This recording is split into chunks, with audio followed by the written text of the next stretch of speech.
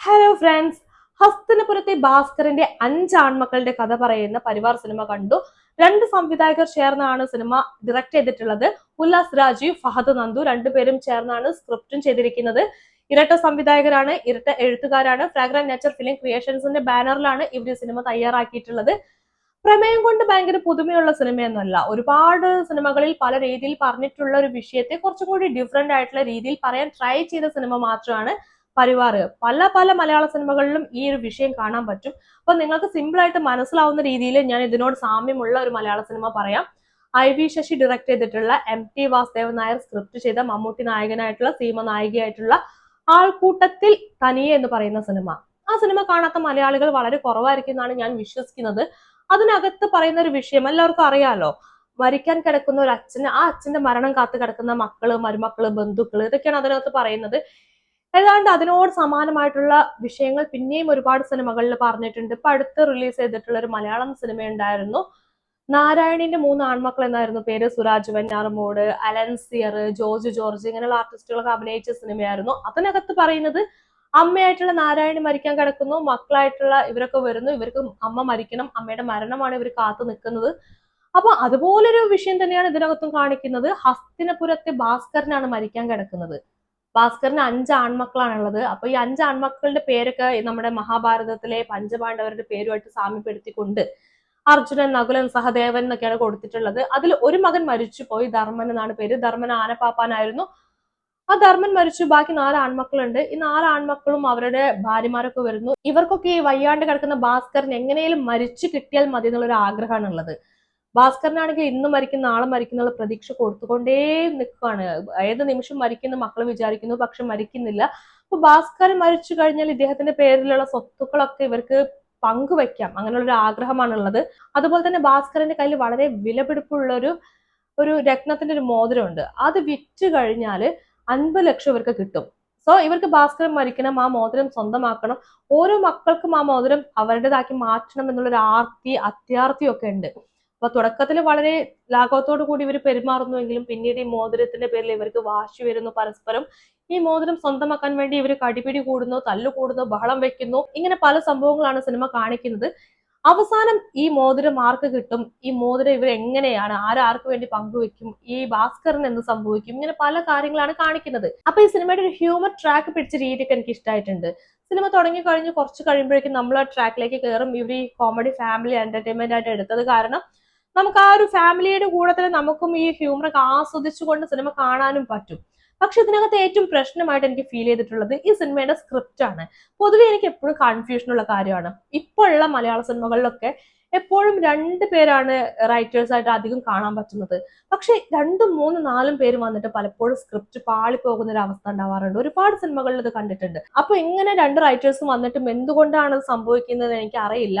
പല റൈറ്റേഴ്സും പണ്ടൊക്കെ എത്രയോ അടിപൊളിയായിട്ട് 2 പേരൊക്കെ ചേർന്നിട്ട് നല്ല നല്ല ഹിറ്റുകൾ ഉണ്ടാക്കിയിട്ടുണ്ട്. അപ്പൊ നമ്മുടെ സിദ്ദിഖ് ലാൽ പോലുള്ള ടീമൊക്കെ കൂട്ടുകെട്ടിലൊക്കെ ഒരുപാട് ഹിറ്റുകൾ വന്നിട്ടുണ്ട്. അപ്പൊ അങ്ങനെ സാധാരണഗതിയിൽ 2 റൈറ്റേഴ്സ് ഒക്കെ വരുമ്പോൾ ഇവർ ചർച്ച ചെയ്ത് ഇതിൽ ഓരോ പ്രശ്നങ്ങൾ ചർച്ച ചെയ്ത് ഇതിലെ പ്രശ്നങ്ങളെ മാറ്റിയെടുക്കാൻ ട്രൈ ചെയ്യാനുള്ള സാധ്യത കൂടുതലാണ്. പക്ഷെ ഈയിടെയായിട്ട് വരുന്ന മലയാളം സിനിമകളിലെല്ലാം 2, 3 റൈറ്റേഴ്സ് ഒക്കെ ഒരുമിച്ച് വരുന്നുവെങ്കിലും സ്ക്രിപ്റ്റ് വളരെ മോശമാവുക അല്ലെങ്കിൽ ഒരു ആവറേജ് ആയിട്ട് നിൽക്കുകയാണ് ചെയ്യുന്നത്.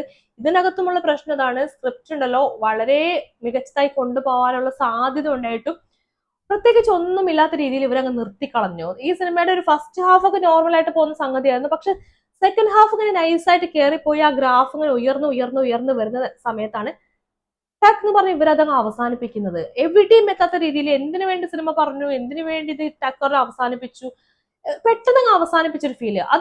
എനിക്ക് കാഴ്ചക്ക് ഭയങ്കര ബുദ്ധിമുട്ടായിട്ടുള്ള ഒരു കാര്യമാണ്. നല്ല രീതിക്ക് സെക്കൻഡ് ഹാഫ് കൊണ്ടുവരുന്ന ഫസ്റ്റ് ഹാഫിനേക്കാൾ മുമ്പിട്ട് പോകുന്ന സ്ക്രിപ്റ്റിനെ എന്തിനാണ് ഇവര് അങ്ങനെ അവസാനിപ്പിച്ചെന്ന് എനിക്ക് മനസ്സിലായിട്ടില്ല. അപ്പൊ നമുക്ക് കണ്ടുകൊണ്ടിരിക്കുന്ന നമുക്കും ആ ഒരു കാഴ്ചയുടെ സൗന്ദര്യം അല്ലെങ്കിൽ ആസ്വാദന രീതി നഷ്ടപ്പെടുന്ന അവസ്ഥയായിരുന്നു. ഏതായാലും സ്ക്രിപ്റ്റിന്റെ ആ പ്രശ്നം അവിടെ തന്നെ അങ്ങനെ നിൽക്കുന്നുണ്ട്. പക്ഷെ സ്ക്രിപ്റ്റ് അങ്ങനെയൊക്കെ ആണെങ്കിലും സ്ക്രിപ്റ്റ് എനിക്ക് ഓക്കെ ആയിട്ടില്ലെങ്കിലും എനിക്ക് വർക്ക് ആയിട്ടില്ലെങ്കിലും എനിക്ക് ഇതിനകത്ത് ഏറ്റവും അധികം വർക്കായിട്ടുള്ള അല്ലെങ്കിൽ ഏറ്റവും അടിപൊളിയായിട്ട് തോന്നിയ കാര്യമാണ് ഇതിനകത്ത് വന്നിട്ടുള്ള ആർട്ടിസ്റ്റുകളൊക്കെ പ്രൊഫഷണൽ ആർട്ടിസ്റ്റുകളാണ്. നന്നായിട്ട് പെർഫോം ചെയ്യാൻ അറിയുന്ന, ഗംഭീരമായിട്ട് അഭിനയിക്കുന്ന നല്ല കഴിവുള്ള ആർട്ടിസ്റ്റുകൾ. നമ്മുടെ ജഗദീഷ് ആണെങ്കിലും ഇന്ദ്രൻസ് ആണെങ്കിലും അലക്സാണ്ടർ പ്രശാന്ത് ആണെങ്കിലും ഒക്കെ ഇവരൊക്കെ ഇവരുടെ അങ്ങനെ പെർഫോമൻസ് വെച്ചിട്ട് സ്ക്രിപ്റ്റിന്റെ അപാകത ഉണ്ടല്ലോ, സ്ക്രിപ്റ്റിന്റെ ഭയങ്കരമായ അപാകത എന്നല്ല ഞാൻ പറയുന്നത്, എന്നാലും സ്ക്രിപ്റ്റിന് കുറച്ച് പ്രശ്നങ്ങളുണ്ട്. ആ പ്രശ്നങ്ങളൊക്കെ ഹൈഡ് ചെയ്തു പെർഫോമൻസ് കൊണ്ട്. അതാണ് ഇതിന്റെ ഒരു പോസിറ്റീവായിട്ട് എനിക്ക് ഫീൽ ചെയ്തിട്ടുള്ളത്. പിന്നെ ഇതിനകത്ത് കുറെ ഡാർക്ക് ഹ്യൂമർ പരിപാടിയൊക്കെ പിടിച്ചിട്ടുണ്ട്. ഇതിനകത്ത് എനിക്ക് ഇഷ്ടപ്പെട്ട ഒരു സംഭവമാണ് ഇതിനകത്തെ നമ്മുടെ ഭാസ്കരൻ എന്ന് പറയുന്ന ആ അച്ഛന് കഥാപാത്രം വയ്യാതെ കട്ടിൽ കിടക്കണം. പുള്ളിക്ക് അനങ്ങാൻ വയ്യ. പുള്ളി ആ കിടക്കുന്ന സമയത്ത് പുള്ളിയുടെ റൂമിൽ വെച്ച് പുള്ളിയുടെ അടുത്ത് വെച്ച് പുള്ളിയുടെ മകന്റെ കാമുകിയും തമ്മിലുള്ള റൊമാൻസ് കാണിക്കുന്നുണ്ട്. ഒരു സോങ് ഒക്കെ ഉണ്ട്. അതൊക്കെ നല്ല രസമായിട്ട് ഇവർ കാണിച്ചിട്ടുണ്ട്. അതുപോലെ തന്നെ പൊളിറ്റിക്കൽ സറ്റയർ പരിപാടിയൊക്കെ പിടിച്ചിട്ടുണ്ട്. നമ്മുടെ രാഷ്ട്രീയത്തെ കുറച്ച് സറ്റയറായിട്ടൊക്കെ പിടിച്ചിട്ടുണ്ട്. പിന്നെ അതേപോലെ തന്നെ നമ്മുടെ വിശ്വാസങ്ങൾ, ചില വിശ്വാസങ്ങൾ, അന്ധവിശ്വാസങ്ങൾ, അനാചാരങ്ങളൊക്കെ സർക്കാസ്റ്റിക് ആയിട്ട് ഇവര് ചോദ്യം ചെയ്യുന്നുണ്ട്. ഇൻഡയറക്റ്റ് ആയിട്ട് പല കാര്യങ്ങളും ഇവർ ചോദിക്കുന്നുണ്ട്. ഇപ്പൊ എക്സാമ്പിൾ ആയിട്ട് പറയുകയാണെങ്കിൽ ഇപ്പൊ നമ്മള് ഹൈന്ദവ ആചാരപ്രകാരം ബലിതർപ്പണം നടത്തുമ്പോൾ കാക്ക വരും, ആത്മാവായിട്ട് കാക്ക വരും. കാക്ക വന്ന് ആ ഒരു ഫുഡ് നമ്മൾ ബലിതർപ്പണം ആ സമയത്ത് കുഴച്ചു വെച്ച് ഉരുള കഴിച്ചാലേ ആ ഒരു ആത്മാവിന് മോക്ഷം കിട്ടുമെന്നൊക്കെയാണ് പറയുന്നത്. അപ്പൊ ഇതിനകത്ത് ചോദിക്കുന്നുണ്ട്, അങ്ങനെയാണെങ്കിൽ അന്റാർട്ടിക്കയിലെ ആത്മാക്കൾക്കൊന്നും മോക്ഷം കിട്ടില്ലല്ലോ, കാരണം അവിടെ കാക്കകളില്ലല്ലോ. അപ്പൊ ഇങ്ങനെയുള്ള ഇൻഡയറക്റ്റ് ആയിട്ടുള്ള പല കാര്യങ്ങളും ഇവരിങ്ങനെ സെറ്റർ പരിപാടിയൊക്കെ പിടിച്ച് ചോദിച്ചിട്ടുണ്ട്. അതൊക്കെ എനിക്ക് ഇഷ്ടമായിട്ടുണ്ട്. അങ്ങനെ സിനിമ മൊത്തത്തിൽ നോക്കുമ്പോൾ ഈ പറഞ്ഞ പോലെ തന്നെ നന്നായിട്ട് കൊണ്ടുപോകാൻ പറ്റുന്ന വിഷയത്തിൽ പുതുമയില്ല, പക്ഷെ സർക്കാസ്റ്റിക് ആയിട്ട് അല്ലെങ്കിൽ ഹ്യൂമർ ഒക്കെ പിരിച്ചിട്ട് അതിനെ കൊണ്ടുപോകാൻ പറ്റുന്ന ഒരു സംഗതിയെ അവിടെ ഇവിടെ തൊടാണ്ട് ടക്ക് ടക്ക് എന്ന് പറഞ്ഞ് അവസാനിപ്പിച്ചു എന്നുള്ളതാണ് ഒരു പ്രശ്നമായിട്ട് എനിക്ക് ഫീൽ ചെയ്തിട്ടുള്ളത്. എന്നാലും കുഴപ്പമില്ല, സിനിമ മൊത്തത്തിൽ കണ്ടിരിക്കാം. പിന്നെ ഈ സിനിമയിൽ മറ്റു കാര്യങ്ങളിലേക്ക് വരികയാണെങ്കിൽ ഇതിൽ അഭിനയിച്ചവരുടെ കാര്യമാണ്. അതിൽ നമ്മൾ പ്രധാനമായിട്ടും പറയേണ്ടത് ഇന്ദ്രൻസ് ചെയ്തിട്ടുള്ള ഭീമൻ എന്ന് പറയുന്ന ഒരു കഥാപാത്രമാണ്. ഇന്ദ്രൻസിന്റെ കരിയറിൽ കുറച്ച് വർഷങ്ങളായിട്ട് അത്യാവശ്യം നല്ല ക്യാരക്ടേഴ്സ് ആണ് പുള്ളി ചെയ്തുകൊണ്ടിരിക്കുന്നതൊക്കെ. ഇപ്പൊ ഇതിനകത്താണെങ്കിൽ കുറച്ച് ഹ്യൂമർ ഒക്കെ കാര്യങ്ങളൊക്കെ ഉണ്ട്. അപ്പൊ ഇന്ദ്രൻസ് ഹ്യൂമർ ചെയ്ത് കാണാൻ നമുക്കൊക്കെ കുറച്ച് ആഗ്രഹം അങ്ങനെ ഉണ്ട്. പുള്ളി കുറെ കാലമായിട്ട് ഹ്യൂമർ സംഭവങ്ങളൊക്കെ വിട്ടിട്ട് സീരിയസ് ആയിട്ടുള്ള കഥാപാത്രങ്ങളാണ് ചെയ്യുന്നത്. ഇടയ്ക്ക് ഹ്യൂമറുള്ള സംഭവമൊക്കെ ഒന്നോ രണ്ടോ വേഷങ്ങളൊക്കെ വന്ന് പോയിട്ടുണ്ടായിരിക്കും, അല്ലാണ്ട് കാര്യമായിട്ട് ചെയ്തിട്ടില്ല. പക്ഷെ ഇതിനകത്ത് ആ ഭീമൻ എന്ന് പറയുന്ന ക്യാരക്ടർ രസമുണ്ട്. അത്യാവശ്യം നമുക്ക് പ്രഡിക്റ്റ് ചെയ്യാൻ പറ്റുന്ന ക്യാരക്ടറാണ് അത്. അത് മാത്രമാണ് പ്രശ്നം തോന്നിയിട്ടുള്ളത്.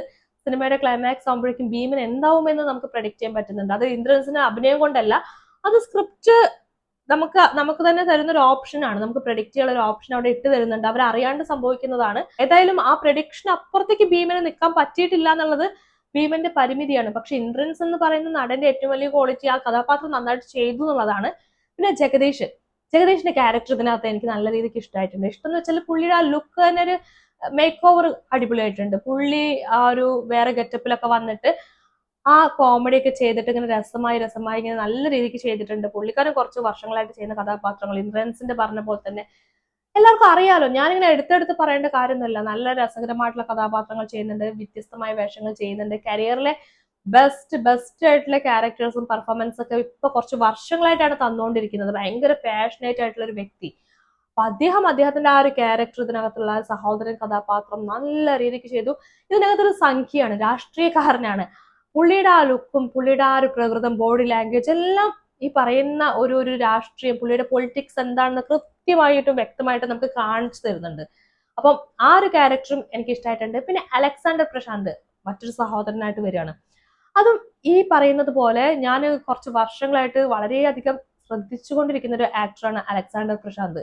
അതായത് പുരുഷപ്രേതം എന്ന് പറയുന്ന സിനിമയ്ക്കകത്ത് ഇദ്ദേഹം ചെയ്തിട്ടുള്ള കഥാപാത്രം എല്ലാവർക്കും അറിയാലോ. ആ സിനിമയിലെ കഥാപാത്രത്തിന് ശേഷമാണ് അലക്സാണ്ടർ പ്രശാന്ത് എന്ന് പറയുന്ന ആക്ടറെ കുറച്ചും കൂടി കൂടുതലായിട്ട് ഞാൻ ശ്രദ്ധിക്കാൻ തുടങ്ങിയത്.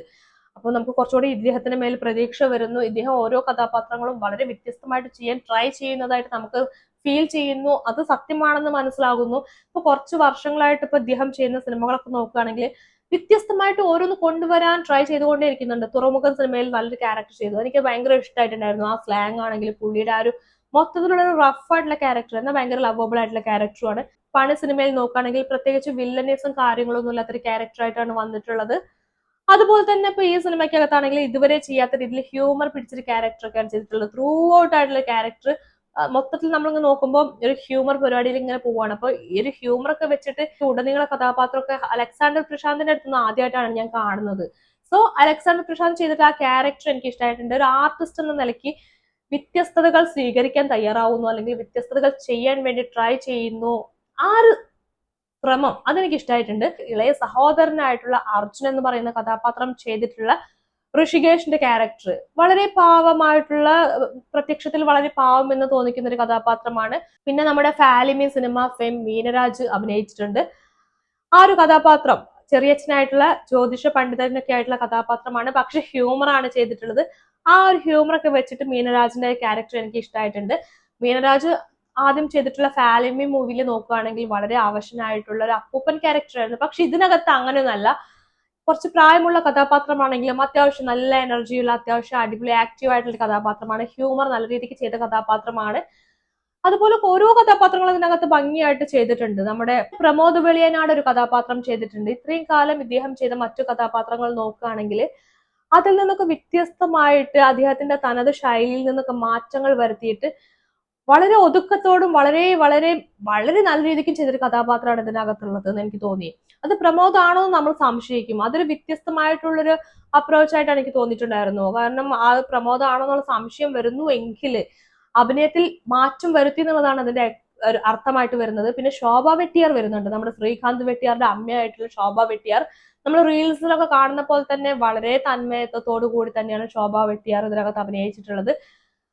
പ്രത്യേകിച്ച് ഭയങ്കരമായിട്ടുള്ള പരിപാടികളൊന്നും ചെയ്തിട്ടില്ല. നമ്മൾക്കിടയിൽ ഒരാളാണെന്ന് തോന്നുന്ന വിധത്തിൽ ഈ റീൽസിലൊക്കെ കാണുന്ന പോലെ തന്നെ ഒരു അമ്മ ക്യാരക്ടറാണ് ചെയ്തിട്ടുള്ളത്. പിന്നെ മൊട്ടെ രാജേന്ദ്രൻ ഒരു കഥാപാത്രം ചെയ്തിട്ടുണ്ട്. മൊട്ടെ രാജേന്ദ്രൻ എല്ലാവർക്കും അറിയാലോ, 500-ലധികം തമിഴ് സിനിമകളിൽ ബോഡി ഡബിൾ ആയിട്ട് വർക്ക് ചെയ്തിട്ടുള്ള ആളാണ്, ആർട്ടിസ്റ്റ് ആണ്, ആക്ടറാണ്. അപ്പൊ ഇദ്ദേഹം ഇതിനകത്ത് ഒരു നെഗറ്റീവ് ഷെയ്ഡുള്ള ക്യാരക്ടർ ചെയ്തിട്ടുണ്ട്. പിന്നെ എല്ലാത്തിലും ഉപരി ഹസ്തിനപുരത്തെ ഭാസ്കരൻ നായരായിട്ട് ഇതിനകത്ത് അഭിനയിച്ചിരിക്കുന്നത് ഉണ്ണി നായരാണ്.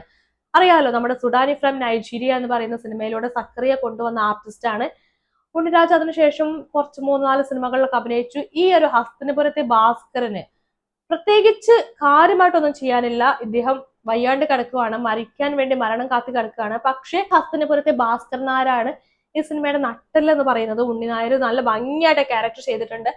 ഈ അവശതയോട് കൂടിയിട്ട് ഇങ്ങനെ ഏത് സമയം ഇപ്പൊ എടുക്കും ഇപ്പൊ മരിച്ചു പോകുന്ന രീതിയിൽ തോന്നൽ വരുത്തുന്ന രീതിയിൽ അടിപൊളിയായിട്ട് അഭിനയിച്ചിട്ടുണ്ട്. പിന്നെയും കുറെ പേര് ഇതിനകത്ത് വരുന്നുണ്ട് കേട്ടോ, കുറെ കഥാപാത്രങ്ങൾ വരുന്നുണ്ട്. ഉണ്ണിമായ നാലപ്പാടം ഒരു കഥാപാത്രം ചെയ്തിട്ടുണ്ട്. ആ കഥാപാത്രമാണ് സിനിമയെ കുറച്ചും കൂടി മുമ്പോട്ട് കൊണ്ടുപോകുന്നത്. നല്ല രസമുള്ള അഭിനയമാണ്. ഈ പറഞ്ഞ പോലെ ആർട്ടിസ്റ്റുകളൊക്കെ തകർത്ത് അഭിനയിച്ചിട്ടുണ്ട്. ഒരു കുട്ടിയുണ്ട് ഇതിനകത്ത്, ആ കുട്ടിയുടെ പേരൊന്നും എനിക്കറിയില്ല. ആ കുട്ടി വരേക്കും ഗംഭീരമായിട്ട് അഭിനയിച്ചിട്ടുണ്ട്. കുട്ടി അടിപൊളിയായിട്ട് ചെയ്യാനുള്ള സംഭവം ചെയ്തു. പിന്നെ ഇതിനകത്ത് മെന്റൽ പ്രശ്നങ്ങളൊക്കെ ഉള്ള ഒരു ക്യാരക്ടർ ഉണ്ട്, ആളുടെ പേരൊന്നും എനിക്കറിയില്ല. ആളും ഈ പറയുന്ന പോലെ തന്നെ ഭംഗിയായിട്ട് ആളുടെ ക്യാരക്ടർ ചെയ്തു. പലപ്പോഴും പുള്ളിയുടെ കോമഡിക്ക് നല്ല രീതിക്ക് ഇതിനകത്ത് വർക്കായിട്ടുണ്ട്. നല്ല രസമായിട്ട് ആ ക്യാരക്ടർ പല സമയത്ത് നല്ല പോലെ തന്നെ ചെയ്തിട്ടുണ്ട്. സോ മൊത്തത്തിൽ നോക്കുകയാണെങ്കിൽ എല്ലാ ആർട്ടിസ്റ്റുകളും നല്ല രീതിക്ക് അഭിനയിച്ച വർക്കാണ്. പിന്നെ ടെക്നിക്കൽ സൈഡിലേക്ക് വരികയാണെങ്കിൽ സന്തോഷ് വർമ്മ എഴുതിയിട്ടുള്ള വരികൾക്ക് ബിജിബാലാണ് സംഗീതം നൽകിയിരിക്കുന്നത്. ഈ ഒരു മൂവി തുടങ്ങുന്ന സമയത്ത് തന്നെ ഒരു ടൈറ്റിൽ സോങ് ഉണ്ട്. അവിടുന്ന് നമുക്ക് മനസ്സിലാവും എന്താണ് ഈ സിനിമയിലെ പാട്ടുകളുടെ ക്വാളിറ്റി എന്നുള്ളത്. വളരെ രസകരമായിട്ടുള്ള വരികൾ, വളരെ രസകരമായിട്ടുള്ള ഈണം, വളരെ ഭംഗിയായിട്ടാണ് സംഗീതം ചെയ്തിട്ടുള്ളത്. കുറെ പാട്ടുകൾ വരുന്നുണ്ട് സിനിമയുടെ തുടക്കം തൊട്ട് അവസാനം വരെ ഉണ്ട്. ഈ തുടക്കത്തിലെ പാട്ട് വേറൊരു സ്റ്റൈലിൽ വരുന്നു, അവസാനത്തെ പാട്ട് ഒരു തമിഴ് സ്റ്റൈലിൽ വരുന്നു. എനിക്ക് ആ സംഭവങ്ങളൊക്കെ എനിക്ക് ഇഷ്ടപ്പെട്ടു. ഈ വരികളാണെങ്കിലും പാട്ടിന്റെ ആ ഒരു ഭംഗിയാണെങ്കിലും ഓരോ പാട്ടുകൾക്കും ഭയങ്കര രസമുണ്ട്. നമ്മൾ ഈ അവസാനത്തെ പാട്ടില്ലേ, സിനിമ അവസാനിക്കുന്ന സമയത്തുള്ള പാട്ട് കേട്ടാൽ നമ്മൾ തിയേറ്ററിനകത്ത് അവിടെ തന്നെ നിന്ന് പോകും. ഇത്ര ഭംഗിയായിട്ട് സംഗീതം കുറെ കാലങ്ങളായിട്ട് മലയാള സിനിമയിലൊന്നും ഉപയോഗിച്ച് കാണാറില്ല. പക്ഷെ ഇതിനകത്ത് കുറെ പാട്ടുകളുണ്ട്, പാട്ടുകളൊക്കെ അടിപൊളിയായിട്ട് ചെയ്തിട്ടുണ്ട്. പിന്നെ ബിജിബാലിന്റെ സംഗീതം പിന്നെ പ്രത്യേകം പറയേണ്ട കാര്യമില്ലല്ലോ, നല്ല ഭംഗിയായിട്ട് ഇവർ ചെയ്തിട്ടുണ്ട്. പിന്നെ അൽതാഫ് ജഹാംഗീർ ആണ് DOP ആയിട്ട് വർക്ക് ചെയ്തിരിക്കുന്നത്. ഇത് പലപ്പോഴും സിനിമയാണെന്ന് മറന്നുകൊണ്ട് നമ്മൾ ആ പരിസരത്ത് നിൽക്കുന്ന, നമ്മൾ ആ ഒരു ചുറ്റുപാടിൽ നിൽക്കുന്ന ഒരു അവസ്ഥയുണ്ട്. അത്തരം ഒരു അവസ്ഥയിലേക്ക് നമ്മളെ കൊണ്ടുപോകാൻ ഈ പറയുന്ന സിനിമാറ്റോഗ്രാഫർക്ക് കഴിഞ്ഞിട്ടുണ്ട് എന്നുള്ളതാണ് ഇതിന്റെ ഒരു പോസിറ്റീവ്. ക്യാമറയുടെ സാന്നിധ്യം പ്രേക്ഷകർക്ക് പലപ്പോഴും തിരിച്ചറിയാൻ പറ്റാത്ത വിധത്തിലാണ് ഇവര് ഈ വർക്ക് ചെയ്തിട്ടുള്ളത്. പിന്നെ VS വിശാലാണ് എഡിറ്ററായിട്ട് വർക്ക് ചെയ്തിരിക്കുന്നത്. അതും ഈ പറയുന്ന പോലെ തന്നെ നല്ല രീതിക്ക് ചെയ്തിട്ടുണ്ട്. സോ ചുരുക്കി പറയുകയാണെങ്കിൽ അഭിനയം കൊണ്ട് എല്ലാവരും അടിപൊളിയായിട്ട് പെർഫോം ചെയ്തിട്ടുള്ള, ഇന്ദ്രൻസ് ആണെങ്കിലും അലക്സാണ്ടർ പ്രശാന്ത് ആണെങ്കിലും തുടങ്ങിയ എല്ലാവരും ഗംഭീരമായി വർക്ക് ചെയ്തിട്ടുള്ള, എല്ലാവരും ഒന്നിനൊന്ന് മെച്ചം എന്ന് പറയുന്ന പോലെ കട്ടയ്ക്ക് പിടിച്ചു നിന്ന് പെർഫോം ചെയ്ത മൂവിയാണിത്. പക്ഷെ സ്ക്രിപ്റ്റിന്റെ പ്രശ്നം കൊണ്ട് കുറച്ച് പാളി പോയിട്ടുള്ള ഒരു മൂവി കൂടിയാണ്. കുറച്ചും കൂടി നന്നായി ട്രൈ ചെയ്തിരുന്നുവെങ്കിൽ കുറച്ചും കൂടി നന്നാക്കാൻ കഴിയുന്ന സ്ക്രിപ്റ്റ് കൂടിയായിരുന്നു ഇത്. ഈ പറയുന്ന പോലെ സെക്കൻഡ് ഹാഫ് കുറെ കൂടി നന്നാക്കേണ്ടതായിരുന്നു. എന്തുകൊണ്ടാണ് സിനിമ ഇങ്ങനെയൊക്കെ തുടങ്ങി വെച്ചിട്ട് പ്രത്യേകിച്ച് ഒരു അന്തവും കുന്തവും ഇല്ലാത്ത രീതിയിൽ സിനിമ അവസാനിപ്പിച്ചെന്ന് എനിക്കറിയില്ല. ആ സ്ക്രിപ്റ്റ് ആണ് സിനിമയുടെ മൊത്തത്തിലുള്ള പ്രശ്നം. പിന്നെ ഇത്തരം വിഷയങ്ങളെ കുറിച്ച് പറയുകയാണെങ്കിൽ ഈ പറയുന്ന പോലെ മരണം കാത്തു കിടക്കുന്ന മക്കളും മരുമക്കളും എന്ന് പറയുന്ന വിഷയം, അത് ഒരുപാട് മുൻപോട്ട് പോയി കഴിഞ്ഞാൽ പ്രേക്ഷകർക്ക് മടുക്കാൻ സാധ്യതയുള്ള ഒരു വിഷയം കൂടിയാണ്. അതും വേറെ കാര്യമാണ് കേട്ടോ. ഇപ്പൊ ഇത്തരം വിഷയങ്ങൾ കാണുമ്പോൾ തന്നെ നമുക്ക് പെട്ടെന്ന് ഓർമ്മ വരിക പണ്ടൊക്കെ നമ്മൾ കണ്ടിട്ടുള്ള കുറെ അധികം മലയാള സിനിമകളാണ്. ഈ പറഞ്ഞ പോലെ ആൾക്കൂട്ടത്തിൽ തനിയെ തൊട്ട് നാരായണീന്റെ മൂന്ന് ആൺമക്കൾ വരെയുള്ള സിനിമകളൊക്കെ നമുക്ക് ഓർമ്മ വരും. അപ്പം നമ്മൾ അതിന്റെ ഇടയിൽ കുറെ ഡാർക്ക് ഹ്യൂമറും മറ്റു പരിപാടികളൊക്കെ പിടിച്ചു കഴിഞ്ഞാലും പ്രമേയം കൊണ്ട് വലിയ പുതുമ ഇല്ലെങ്കിൽ അതും ഒരു പ്രശ്നം തന്നെയാണ്. ഈ സിനിമയുടെ ഏറ്റവും വലിയ പോസിറ്റീവ് എന്ന് പറയുന്ന ആർട്ടിസ്റ്റുകളുടെ പെർഫോമൻസ് ഇല്ലായിരുന്നുവെങ്കിൽ ഒരു പക്ഷേ ഈ സിനിമ മറ്റെല്ലാ സിനിമകളുമായിട്ട് ഏറ്റവും കൂടുതൽ അടുത്ത് നിൽക്കുന്ന, നമുക്ക് ആ സിനിമയാണ് ഇതെന്ന് കൂടി പറയാൻ പറ്റുന്ന ഒരു അവസ്ഥയാവുമായിരുന്നു. പക്ഷെ പറഞ്ഞ പോലെ ഇതിന്റെ ആർട്ടിസ്റ്റുകൾ തന്നെയാണ് ഈ സിനിമയെ ഏറ്റവും കൂടുതൽ രക്ഷിച്ച് മുൻപോട്ട് കൊണ്ടുപോയിട്ടുള്ളത്. ഇന്ദ്രൻസിനെ പോലുള്ള ഒരു ആർട്ടിസ്റ്റ്, അല്ലെങ്കിൽ ജഗദീഷിനെ പോലെ ഇപ്പോഴത്തെ ഏറ്റവും നല്ല ആർട്ടിസ്റ്റുകളുടെ കൂട്ടത്തിൽ പെടുന്ന ഒരു ആർട്ടിസ്റ്റ് തന്നെ ഇതിനകത്ത് വരുന്ന ഹ്യൂമർ കൈകാര്യം ചെയ്യുന്നു എന്നുള്ളതൊക്കെ തന്നെയാണ് ഇതിന്റെ പോസിറ്റീവായിട്ട് വരുന്നത്. സോ സിനിമ ടെക്നിക്കലി നോക്കുന്ന സമയത്ത് എനിക്ക് ടെക്നിക്കലി നല്ല രീതിക്ക് ഇത് വർക്കായിട്ടുണ്ട്. ആ ഹ്യൂമറും അതുപോലെ തന്നെ ഇതിന്റെ സറ്റയർ പരിപാടികളൊക്കെ നല്ല രീതിക്ക് വർക്കായിട്ടുണ്ട്. പിന്നെ ഇതിനകത്ത് ആകെ നോക്കിക്കഴിഞ്ഞാൽ ഒരു 10-12 ആർട്ടിസ്റ്റുകൾ മാത്രമേ വരുന്നുള്ളൂ കാര്യമായിട്ട്. അതുപോലെ തന്നെ ഇതിനകത്ത് ബംഗാളികളെ പ്ലേസ് ചെയ്ത രീതി എനിക്ക് ഇഷ്ടപ്പെട്ടു. ഈ ബംഗാളികൾ എന്ന് പറയുന്നത് മലയാളികളുടെ ജീവിതത്തിൽ എത്രത്തോളം സ്വാധീനം ചെലുത്തുന്നു, മലയാളികളുടെ ലൈഫിൽ അവർ എന്തെല്ലാം ജോലികൾ ചെയ്തു കൂട്ടുന്നു എന്നൊക്കെ ഭംഗിയായിട്ട് ഭയങ്കര ഭയങ്കര രസമായിട്ട് ഇവർ ചെയ്തിട്ടുണ്ട്. ഭയങ്കര ചിന്തിച്ച് ചെയ്ത പരിപാടിയാണ്. മരണവുമായി ബന്ധപ്പെട്ട് ഇപ്പൊ മരണാനന്തര കർമ്മങ്ങൾ ചെയ്യാൻ വേണ്ടി ബംഗാളികൾ വരുന്നു, അവർ മറ്റേ പടിഞ്ഞാറും തെക്കൊക്കെ നോക്കി അഭിപ്രായം പറയുന്നു എന്നൊക്കെ പറയുന്ന സംഭവം അത് ഭയങ്കര രസമുള്ള ചിന്തയാട്ടോ. എനിക്ക് ഇഷ്ടപ്പെട്ടു. ഇപ്പൊ വരുന്ന സിനിമകളിലൊക്കെ ബംഗാളികളെ പല രീതിയിൽ ഉൾപ്പെടുത്തിയിട്ടുണ്ടെങ്കിലും മരണാനന്തര ചടങ്ങുകൾക്കും ബംഗാളികളെ കൊണ്ടുവരുന്ന അവസ്ഥയൊക്കെ അതൊക്കെ നല്ല രീതിക്ക് തിയേറ്ററിനകത്ത് വർക്കായിട്ടുണ്ട്. അപ്പം അങ്ങനെ നോക്കുമ്പോൾ ഡാർക്ക് ഹ്യൂമറും സെറ്ററായിട്ടൊക്കെ തന്നെ സിനിമ വർക്കായിട്ടുണ്ട്. ഒന്നുകൂടി ആല് പിടിച്ച് ശ്രമിച്ചിരുന്നുവെങ്കിൽ, സ്ക്രിപ്റ്റും കൂടി അടിപൊളിയായിരുന്നു എങ്കിൽ സിനിമ വേറെ ലെവൽ ആവുമായിരുന്നു. പക്ഷെ സ്ക്രിപ്റ്റ് ഈ പറഞ്ഞ പോലെ ഇച്ചിരി പിഴച്ചുപോയി. ഏതായാലും ഫാമിലി മൂവിയാണ് ഇത്. ഫാമിലി പ്രേക്ഷകർക്കൊക്കെ ഇഷ്ടപ്പെടാൻ സാധ്യതയുള്ള, കുടുംബവും മക്കളൊക്കെ ആയിട്ട് പോയി കഴിഞ്ഞാൽ എല്ലാവർക്കും ഒരുപോലെ കണ്ടിരിക്കാൻ പറ്റിയിട്ടുള്ള ഒരു വൺ ടൈം വാച്ചബിൾ ആയിട്ടുള്ള മൂവിയാണ് എന്നുള്ള കാര്യത്തിൽ ഒരു സംശയമില്ല.